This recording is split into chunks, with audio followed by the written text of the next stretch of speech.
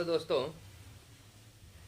आज हम लोग बात करेंगे एनसीएल के एग्ज़ाम पैटर्न पे।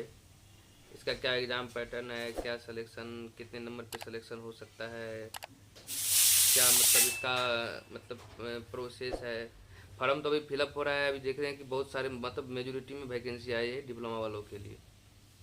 डिप्लोमा वाले को भी मेजोरिटी में वैकेंसी आई हुई जो हमारा है एनसीएल से रिलेटेड। अभी जो एनसीएल की जो वैकेंसी आई है डिप्लोमा वालों के लिए, बहुत अच्छा अपॉर्चुनिटी है डिप्लोमा वालों के लिए। ये मौका को आप लोग जाने मत दीजिए, क्योंकि इसका बेसिक लेवल 7 का है। बहुत अच्छा इसका बेसिक भी है और उसकी फैसिलिटी भी बहुत अच्छा है। जो भी हमारे बहुत सारे दोस्त उसमें जॉब कर रहे हैं। तो चलिए आज हम लोग बात करते हैं कि हम किस वे में इसका प्रिपरेशन करें, क्या क्या पढ़े, क्या पढ़े ताकि हमारा इस एग्ज़ाम में थोड़ा सा सहूलियत हो जाए। तो चलिए आज हम लोग आपको बताते हैं कि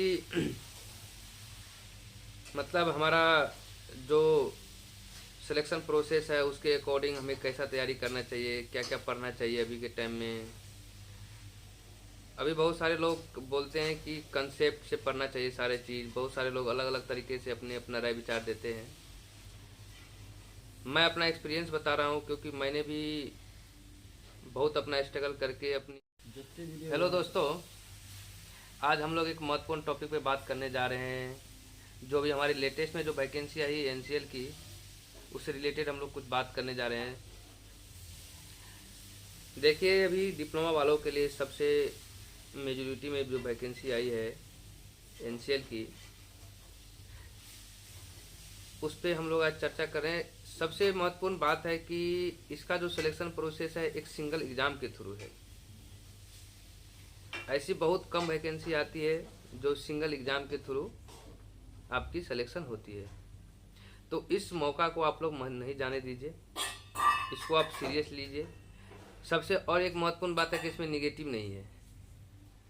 और उससे भी महत्वपूर्ण बात है कि लेवल 7 की जॉब है, जिसका बेसिक 47,000 है। मान लेते हैं सारे जगह क्या होता है कि 44,900 लेवल 7 का देता है, लेकिन इसमें लेवल 7 में 47,000 का बेसिक दे रहा है। तो अदर के कंपेयर में इसका बेसिक ज़्यादा है। ये आपके लिए मोटिवेशन बन सकता है। लेवल 7 का आप जॉब करना चाह रहे हैं तो आप इस वैकेंसी को जाने मत दीजिए। आज हम उसी के सिलेबस के ऊपर बात करने जा रहे हैं कि क्या हमें पढ़ना चाहिए, कहाँ से कंटेंट पढ़े ताकि हमें एग्ज़ाम में बेनिफिट हो।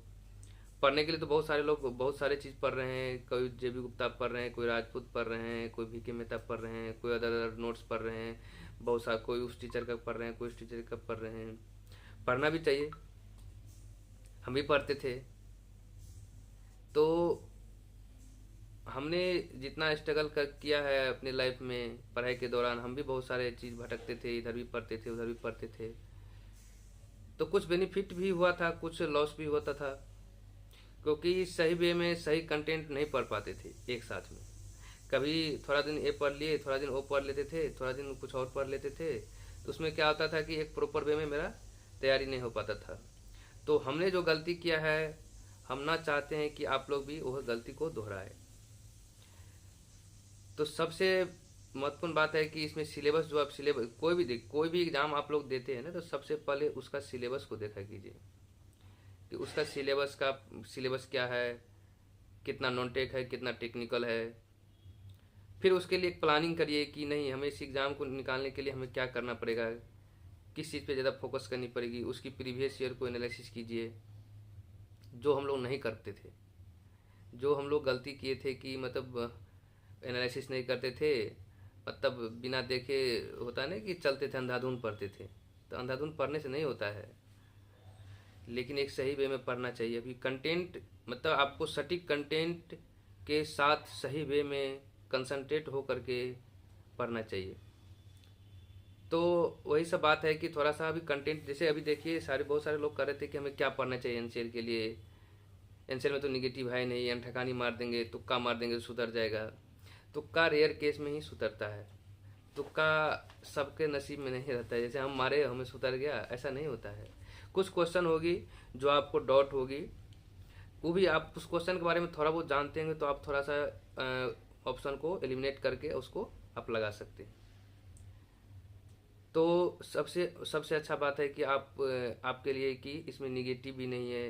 अगर आप थोड़ा सा भी जानते हैं तो उसमें अटेम्प्ट कर सकते हैं। इसमें तो अटेम्प्ट करने का भी टेंशन नहीं है, 100 में 100 आप रंग सकते हैं। जो 70 टेक्निकल क्वेश्चन होती है वो आपको बहुत आसान मिलेगा। बहुत आसान इन द सेंस कि जो मतलब सारे जो बेसिक होती है ना, सारे सब्जेक्ट की बेसिक बेसिक नॉलेज वो आपसे मतलब आपसे पूछा जाएगा उसमें। 70 में से हमारे समझ से तो 65 प्लस ही आप करिएगा उसमें। और जिसका भी थोड़ा बहुत टेक्निकल अच्छा है तो 65 प्लस नंबर उसमें ला लीजिएगा, क्योंकि पिछले बार ऑन द एवरेज लगभग सबका मतलब 65 प्लस ही मतलब नंबर था। 65 अगर मान लेते थोड़ा सा डल स्टूडेंट है तो उसका भी 60 प्लस नंबर आता था। तो आप समझ सकते हैं कि उसके अकॉर्डिंग कैसा क्वेश्चन आता होगा। क्वेश्चन टेक्निकल का बहुत आसान आता था।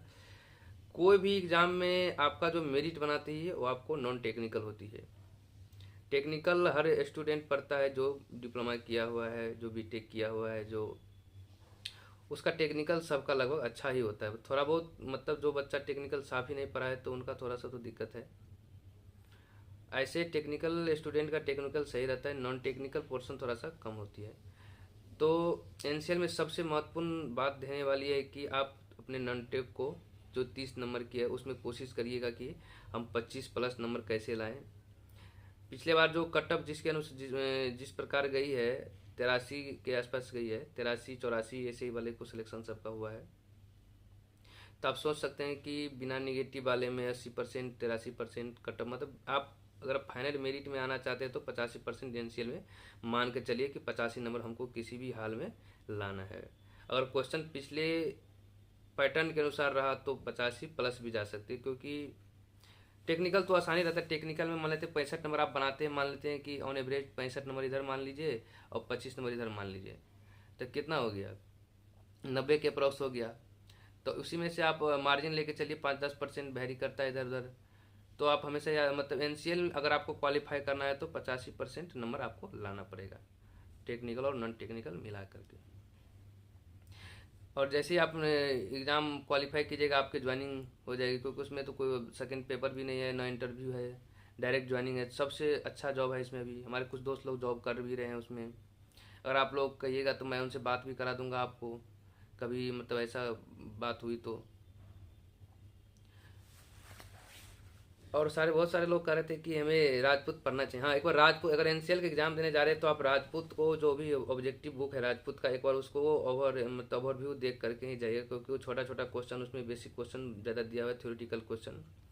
और अभी के टाइम में जिसका भी अगर न्यूमेरिकल पोर्शन अगर कमज़ोर है तो आप बीके मेहता को प्रेफरेंस ले सकते हैं, प्रीफर कर सकते हैं। बीके मेहता बहुत अच्छा बुक है, इसमें सारी आपको कंसेप्ट क्लियर हो जाएगी। जिनका भी कंसेप्ट में थोड़ा बहुत डाउट लग रहा है कि नहीं हमें कंसेप्ट क्लियर नहीं हो रहे, तो आप बीके मेहता को एक बार जरूर बनाइए। बीके मेहता बनाने से आपकी जो है ना इंटरनल शक्ति टेक्निकल में बढ़ जाएगी।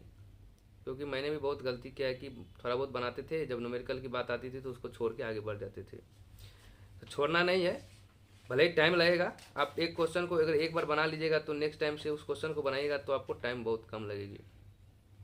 जितना से ज़्यादा हो प्रैक्टिस कीजिए। एनसीएल के लिए आपको थ्योरेटिकल पोर्शन पे ज़्यादा ध्यान देनी पड़ेगी, उसमें न्यूमेरिकल बहुत कम आती है। और मैथ रीजनिंग जो भी मैथ है, इंग्लिश है, उसमें जीके है, जो भी है मतलब नॉन टेक्निकल एक बार सिलेबस देख लीजिएगा। उसको अभी से आप प्रैक्टिस करते रहिए टेक्स्ट बुक के थ्रू। जो भी है टेक्स्ट बुक अच्छा कंटेंट देती है, टेक्स्ट बुक भी आपको प्रीफर करना चाहिए। और जो भी अपने सर लोग का आप जिनका भी कोर्स लेके पढ़ रहे हैं उनसे पढ़िए, बट थ्योरेटिकल पोर्शन पे आप लोग थोड़ा सा एनसीएल के लिए ज़्यादा ध्यान दीजिए, क्योंकि पिछले के अकॉर्डिंग आपको थ्योरेटिकल पे ज़्यादा टेक्निकल में ध्यान देने की ज़रूरत है। हाँ, लेकिन एक बार राजपूत को आप लोग ओवरव्यू देख करके जाइएगा जब एग्ज़ाम होगी आपकी। राजपूत है, राजपूत में तो राजपूत का भी कंटेंट अच्छा है, ऐसा नहीं। उसका थ्योरी अगर आप पढ़िएगा ना तो थ्योरी में आपको बहुत चीज़ देखने को मिलेगा, जो हम लोग मतलब सिर्फ ऑब्जेक्टिव में पढ़ते हैं, उसमें थ्योरी में उसका अच्छा अच्छा कंटेंट दिया हुआ है जो एग्जाम में डायरेक्ट आती है। तो लोग कहता है कि राजपूत पढ़ने से नौकरी नहीं होता। ठीक है, नौकरी नहीं होता, बट आपके जो बेसिक कंसेप्ट है ना, बेसिक क्वेश्चन, वो आपको क्लियर हो जाएगी। जो डाटा वाली हुई या थ्योरेटिकल में जो रटा रटाए क्वेश्चन आते हैं एग्जाम में, तो हर एग्जाम में मतलब आपको 30 से 40% थ्योरेटिकल देखने को मिलता है। तो थ्योरेटिकल क्वेश्चन पे आपकी पकड़ होनी चाहिए, लैंग्वेज पे पकड़ होनी चाहिए। लैंग्वेज कैसा आ रहा है, किस क्वेश्चन कहना क्या चाह रहा है, आपको ये समझना पड़ेगा। तब आप कोई भी एग्ज़ाम निकाल सकते हैं। आपको ये लैंग्वेज पे अगर पकड़ है एग्ज़ाम में, तो आप टेक्निकल, अगर टेक्निकल का लैंग्वेज समझ गए कि हमें क्वेश्चन कह क्या रहा है, हमें हमसे पूछ क्या रहा है, तो आप क्वेश्चन को ऐसे भी आंसर को एलिमिनेट करके आप अपने क्वेश्चन को सही कर सकते हैं।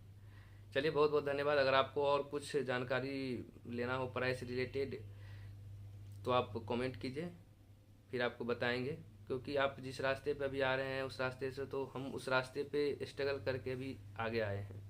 तो हमें पता है कि वे स्टूडेंट की कठिनाइयाँ कहाँ कहाँ हो सकती है, क्योंकि मैंने जो अपनी लाइफ में गलती किया है, हम नहीं चाहते कि जो हमारे आने वाले जो जूनियर हो, जो भी मतलब प्रिपरेशन कर रहे हैं, वो गलती करे। अगर आपको कोई भी दिक्कत हो, पढ़ाई से रिलेटेड कोई भी समस्या हो, तो आप कमेंट कीजिए या फिर हमसे कांटेक्ट करिए, मैं आपको गाइड करूँगा, कोई दिक्कत नहीं उसमें। जहाँ तक होगी हम हर संभव आपका प्रयास करेंगे कि आपका भला हो, प्रिपरेशन अच्छा हो, आपका भी जॉब हो। जॉब तो होगा ही, जो पढ़ाई कर रहा है जॉब होगा, जॉब का टेंशन मत लीजिए। थोड़ा सा सही डायरेक्शन में पढ़िए, सही कंटेंट पढ़िए और रेगुलर पढ़िए, पूरा जोर शोर से पढ़िए।